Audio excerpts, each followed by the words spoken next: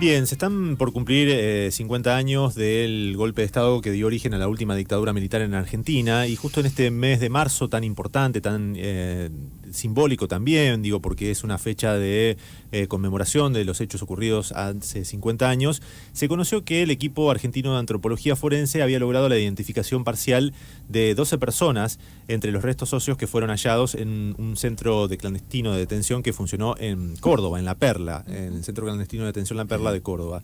Y entre los identificados, el primero fue Mario Alberto Nívoli, que es un hombre oriundo de Ucacha, en la provincia de Córdoba, que fue secuestrado el 14 de febrero de 1977 cuando tenía 28 años.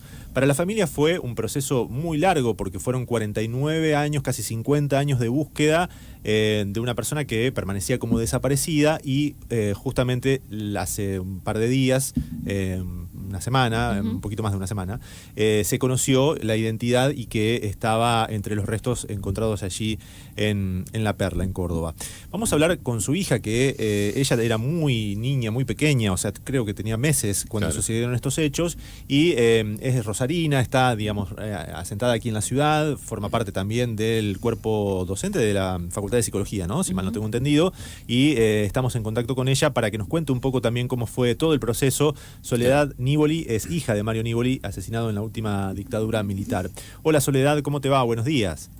Hola, ¿cómo están? Bien. Qué bueno hablar con ustedes. Gracias por estos minutos con la radio. A ustedes. Bueno, me imagino que deben ser días muy movilizantes para toda la familia. Contanos un poco cómo lo están atravesando y cómo fue también que recibieron la noticia por parte del equipo argentino.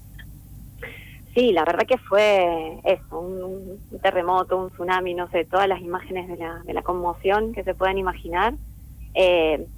Nosotros, tantos años de búsqueda, llevarían horas y horas de describir, pero la historia más cortita de esta búsqueda tiene que ver con un momento muy importante el año pasado, cuando con un grupo de familiares nos constituimos como querellantes en la causa, que es una antigua causa que se llama de enterramientos clandestinos, a nombre de Pérez Esquivel, y que tenía en este momento, el año pasado, algunos nuevos datos para poder hacer nuevas excavaciones en el predio de La Perla. Entonces, en ese momento que nos constituimos como querellantes, empezamos a seguir, digamos, todo ese proceso un poco más de cerca. Entonces esto nos encuentra, de algún modo, bien informados, pero uno, estando bien informado, igual no está preparado para algo así, porque nosotros sabíamos de todo, de el comienzo de las excavaciones, del momento en que se encuentran los primeros hallazgos. El año pasado fue en septiembre, los primeros restos que se encuentran. Bueno, ¿de qué estábamos hablando cuando encontraron eso? De que no estábamos hablando de una fosa común, sino una fosa común que había sido removida y que habían quedado pequeños huesitos que se habían escapado de las retroexcavadoras, de las palas mecánicas que habían sacado a los cuerpos de allí. Bueno, todo eso lo íbamos sabiendo. Pero bueno, exactamente el martes pasado, al mediodía, hace una semana y un día, nuestro abogado, el abogado del cuerpo querellante, que se llama Ramiro Fresneda, me llama por teléfono. Sí. Y bueno, y me dice algo así como si podía hablar. Bueno, yo estaba en una situación así, con mucha gente alrededor. Habíamos ido con Carlos, mi compañero, a buscar a nuestro niño a la escuela, porque se venía con una amiguita. Entonces, salida de la escuela, saben, así, un montón de gente, autos que pasan, autos en tercera fila. Alcanzamos a cruzar la calle y él me dice, no sé cómo decirte esto, pero encontraron los restos de tu viejo, me dice. Y fue como, bueno, ahí empezó algo que continúa hasta hoy. Me tuve que apoyar en una pared porque sentí que de verdad... Claro, no sé cómo decírtelo, pero te lo dijo así, ¡pum! O sea... No sé cómo decírtelo. No. Es que, ¿sabes qué? Es gracioso, digamos, porque todos estos días, cada vez que me encuentro con alguien, cada vez que alguien me escribe, me dice, no sé qué decir, pero, ¿no? Porque ¿qué decir, no? Y es bonito y gracioso también, cierta relación que empezamos a tener todos, más poética con el lenguaje, de que no sabemos muy bien cómo las palabras pueden llegar a alcanzar a todo esto que pasa, cómo puede llegar a decir lo que siente el cuerpo. Entonces la gente dice, no sé qué decir, pero qué sé yo, estoy feliz, contento, me abrazan, veo que sus ojos por ahí están llorosos, me tienen gestos muy bonitos, me dan cositas, me dan un librito o una flor o algo, muchos gestos también en un momento en donde las palabras no alcanzan. Pero sí que, y lo he comentado, algo que se siente en el cuerpo y que sentí luego del llanto explosivo y de decirles a mi compañero, a mi hijo, bueno, encontramos, ¿no? A Mario, encontramos al abuelo, cuando le dije a Lemi. Luego de eso fue empezar a sentir una suerte de alivio, que yo digo, y una paz que nunca había sentido en esto de estar tantos años, ¿no? A la espera, a la expectativa, midiendo la esperanza, buscando, bueno, con todas estas acciones que son tan penosas, que tiene tantos ribetes, y a lo largo de una vida, imagínense, todas las derivas y las ramificaciones que tuvo esto, que fue como un gran alivio. Y esto que también comentaba, que lo primero que se me apareció es, bueno, entonces ya no soy hija de un desaparecido, ya ahora que aparecieron los restos, mi papá está muerto y ha sido asesinado en ese lugar. Claro. Vos eras muy chica, digamos, cuando pasaron todos los hechos, y yo decía meses nada más, ¿no? Contanos un poco también cómo fue para vos el reconstruir la historia de tu papá, cómo te fue trasladada, y qué nos podés contar de él, de quién era Mario. En términos de cómo se construye la imagen de un padre que no está, qué sé yo, y en estas circunstancias, ahí ayuda a todo, ¿viste? Cuando uno dice, bueno, buscar recursos en cualquier lado. Ayudan, por supuesto, a los familiares más cercanos, mi mamá, la figura de mi mamá, y cómo desde siempre, desde que nosotros recordamos, ella nos habla de él, y desde siempre, desde muy chicos, tuvimos también la conciencia de que no teníamos su cuerpo, de que había que seguir buscándolo. Mi mamá trabajó en movimiento ecuménico por los derechos humanos en el MED en Santa Fe, años, en una época en la que este tema además causaba dolor, causaba miedo, causaba rechazo, donde esto no estaba en agenda, era muy difícil hablarlo y sobre todo escribirlo jurídicamente. Mi mamá siempre se empeñó en que eso sucediera. Pero bueno, cuando uno empieza a crecer, las cosas empiezan a cambiar, y uno entonces, yo recuerdo, y eso me lo devuelven ahora amigos de hace muchos años, recuerdo haberlo hablado siempre mucho, haberlo contado, haberlo explicado, y también haberme como formado mucho en eso. Leí mucho, todo lo que te puedas imaginar acerca de eso, documento, bueno, Nunca Más, por supuesto, estaba ahí, y siempre fue como nuestra lectura. Y entonces reconstruir la figura de ese padre, digamos, el momento importante en el que yo pude recuperar algo de su vida, porque yo dije, había estado muchos años ocupándome de su desaparición, como de su muerte, esa muerte dudosa, o como salía en la figura que teníamos, que no teníamos un acta de defunción, sino de presunción de fallecimiento. Fue cuando yo estaba acercándome a la edad que tenía mi papá, cuando lo secuestraron a los 28 años, yo sentí que ahí algo de su sombra me estaba impidiendo hacer mi vida, o me estaba impidiendo, como, no sé, poder continuar. Entonces ahí tomé una decisión que fue muy saludable, digamos, que fue empezar a hacer una investigación sobre el lugar donde nació, y a partir de unas fotos que él sacó, y con un compañero fotógrafo, Gustavo Dazoro, y con mi compañero de entonces, Manolo Ferraro, y iniciamos viajes. Fuimos a Ucacha, donde él nació, a Las Perdices, donde hizo su secundario, viajamos a Santa Fe, a Concordia, y fuimos sacando fotos a partir de su mirada. Ahí me pude enterar de muchas cosas, de quién era Mario Alberto Nigoli.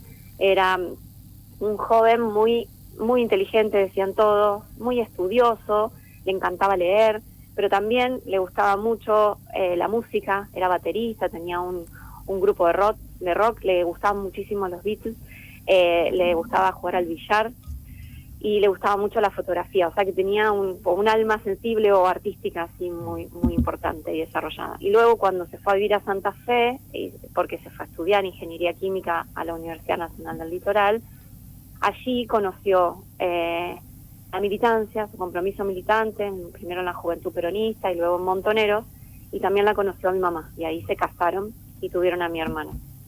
Luego se mudaron a Concordia porque pusieron una bomba los del Comando Antiterrorista del Litoral, que sería la AAA de Santa Fe, y terminaron en Córdoba. Ahí, en plena dictadura, en septiembre del 76 nací yo, y en febrero del 77 lo secuestran. Yo tenía 4 meses y medio cuando lo secuestran. La historia de él es la historia de, bueno, una generación de jóvenes que verdaderamente estaban convencidos de que esa militancia, ese compromiso iba a lograr que la sociedad fuera más justa. Y como él le decía a mi mamá, bueno, yo quiero que todos los chicos tengan lo que estos chicos tienen, los que nuestros chicos tienen, ¿no? Claro que, bueno, después nosotros no lo tuvimos a él. Fue muy difícil también poder elaborar todo Claro. eso. Sí, sí. Mucho. Sí, y me imagino además que, digo, el secuestro debe haber fue con un grupo de tareas, ¿no? Por lo que veíamos ahí que irrumpió en la casa y a partir de eso también quedaba tu mamá con ustedes para la crianza y al mismo tiempo para el reclamo y búsqueda, ¿no? Me imagino que ahí ella habrá tenido que hacer como un esfuerzo, además de tener en el registro de la memoria todo lo que había ocurrido con esa desaparición. Es ese que secuestro. la verdad que la historia de mi mamá es una historia de una persona con tanta fortaleza, bueno, como tantas, ¿cierto? Como tantas que conocemos en nuestro país, tantas madres, tantas abuelas, esposas, que en un momento era muy joven, tenía 26 años, ella en ese momento no trabajaba, por suerte tenía su título de maestra, que le había dado el secundario en la escuela normal, en ese momento que daba el título de maestra, y por suerte cuando nos fuimos a Santa Fe a vivir con nuestros abuelos, con mis abuelos maternos, por suerte allí, el Colegio San José de Santa Fe, que es un colegio de monjas de allá, la tomó como maestra sin preguntarle nada. En ese momento era muy difícil, y más con su apellido, y ella sostuvo militante el apellido de Casada hasta que dejó de ser peligroso.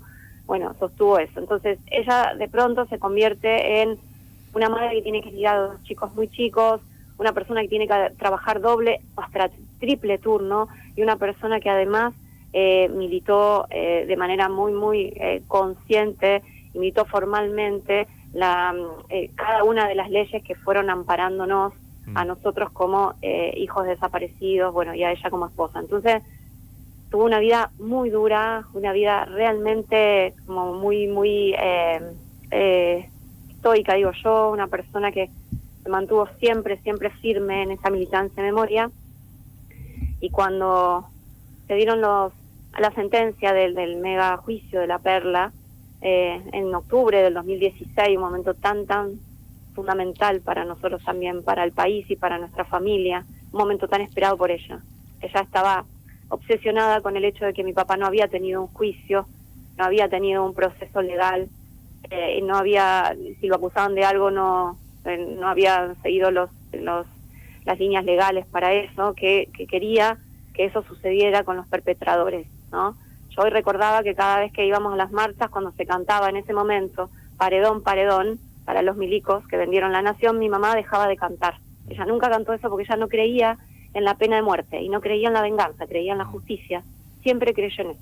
Sí. Y nos lo transmitió muy firmemente. En el momento en que se dictó sentencia, mi mamá, digo yo, desconectó, como que se relajó. Y hace 10 años exactamente que está, bueno, cursando una enfermedad, la demencia degenerativa, que bueno, que la tiene hoy muy alejada del mundo, digamos, de lo que está pasando, pero que bueno, no obstante fuimos a visitarla. Ya está en una residencia que es de una prima hermana de ella en Santo Tomé. Fuimos a ver el jueves para contarle, con flores, con fotos de mi papá. Algo en sus ojos indican que lo recibió a esto, que eso por lo que tanto buscó, y esos abrazos que tanto hubiese merecido de consuelo, que nunca tuvo, y que ahora me lo dan a mí, por ahí injustamente, porque ella se lo merece. Bueno, lo tuvo de parte igual de nosotros, de su nieto y de una amiga de Santa Fe que amorosamente nos acompañó.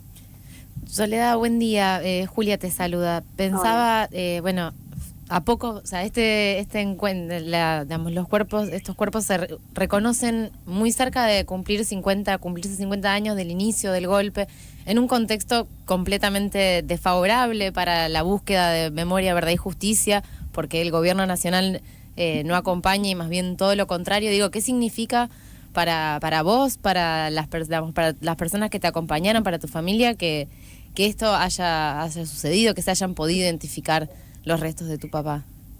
La verdad que significa, yo en estos días como que he podido procesar un poco más lo que significa, porque sabemos que significa mucho, pero uno dice con mucho no dice nada.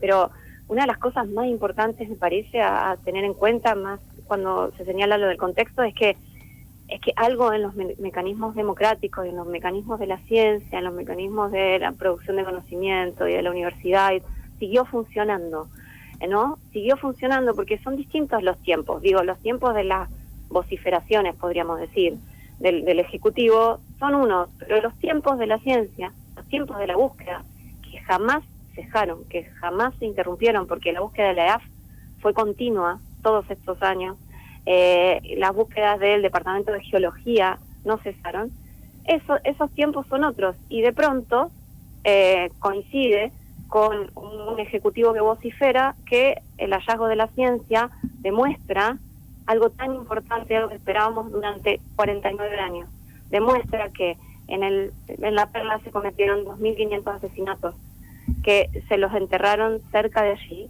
que luego se removió esa fosa, que luego se rellenó y que luego creció Monte Cerrado. Y que hasta hace poco el Ejecutivo quería hacer emprendimientos inmobiliarios en esa zona.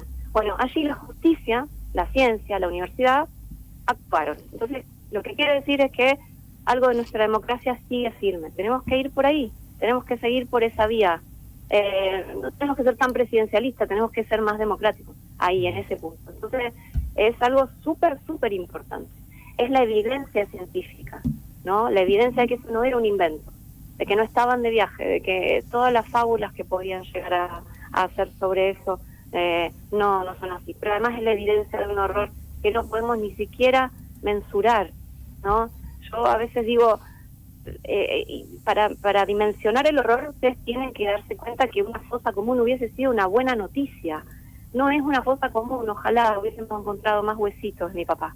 Ni siquiera sé lo que me va a llegar de mi papá. Ni siquiera sé si una falange, un diente. Sé que encontraron 2 piezas, que esas 2 piezas pudieron hacerse y que encontraron compatibilidad en el ADN. Pero es tan terrible, fíjense, tan terrible y tan ensañado y tan vehemente, ¿no? El esfuerzo por borrar todas las huellas. Y no obstante, la paciencia, ¿no? La búsqueda, la militancia de los organismos de derechos humanos, la fuerza de los que no dejamos nunca de buscarlo, y el trabajo, el poner el cuerpo, no solo del equipo de LEAF, sino un equipo enorme de personas que se acercaron a participar de una búsqueda que en serio a nivel concreto es inmensa. Son 10 hectáreas que se empezaron a excavar en septiembre del año pasado, que se seguirán excavando este año, porque esto va para largo, y que se tiene que hacer palmo a palmo con una zaranda, o sea, el suelo se tiene que analizar, digamos, palmo a palmo. Es manual el trabajo que tienen que hacer. Se pasan días y horas ahí, a rayo del sol, con cualquier situación climática, es enorme. Entonces, es muy importante que esa evidencia es lo que tengamos muy claro y que, bueno, vieron, la palabra se la lleva el viento, pero estas cosas quedan. Soledad, bueno, la verdad que es un gusto escuchar tu relato de los hechos, de la historia, también como con estas reflexiones que has hecho al final, la verdad que mucha gente te está saludando, te manda abrazos y que, por otro lado, quería decirte también que me parece muy valioso esto de poder transmitirlo y contarlo para las nuevas generaciones, ¿no? Digo, ¿cómo lo ves? También esto de poder contárselo a tus hijos, pero también hacerlo como un relato para que toda la sociedad que pueda y quiera lo pueda escuchar. Sí, es que lo que está bueno es que también las nuevas generaciones nos van enseñando cómo elaborar esto. Yo he aprendido un montón también de mi hijo, de cómo él puede ir elaborando de una manera también, no sé, sensible o también, podríamos decir, poética, esto que es tan terrible, ¿no? Porque siempre nos preguntamos cómo hacer para transmitir esto y que no quede como un relato de, no sé, el abuelo Simpson hablando, ¿no? Que empieza a contar historia en mi época y todo aburrido, así claro. como... Es que esto no solo es del pasado, realmente hay tantos cuerpos por encontrar, hay tantas familias que siguen todavía con esa mochila de la búsqueda, que de ninguna manera está clausurado, ¿no? Pero para nada, hasta que no encontremos el último huesito que fue allí intentado borrar por los perpetradores. Es algo que sigue abierto. Entonces, es por eso en este momento ustedes me están entrevistando, porque algo de mi búsqueda se terminó, algo se cerró, y de acá para atrás yo puedo hacer la historia de una búsqueda. Pero también soy parte de un cuerpo querellante de 26 familias que todavía no han encontrado a sus seres queridos. Entonces yo también estoy comprometida en esa búsqueda. Ese es un compromiso de todos. Y eso es algo que para nada tiene que ver con el pasado, ni clausurado, ni pasamos otra cosa. ¿Cómo vas a pasar otra cosa?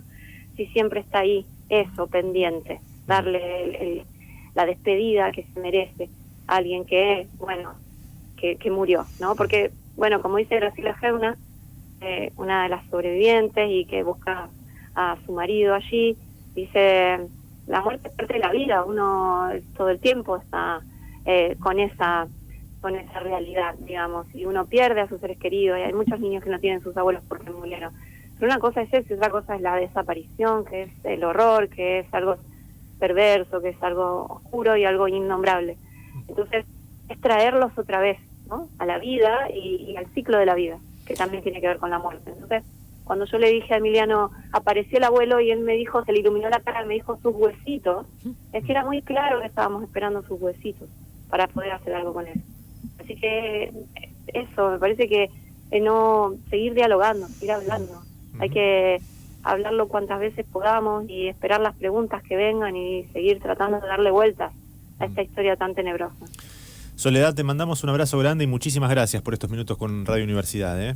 Última dictadura militar en Argentina también, particularmente de manifestación, de contar un poco la historia y de marchar y de manifestarse el próximo 24 de marzo.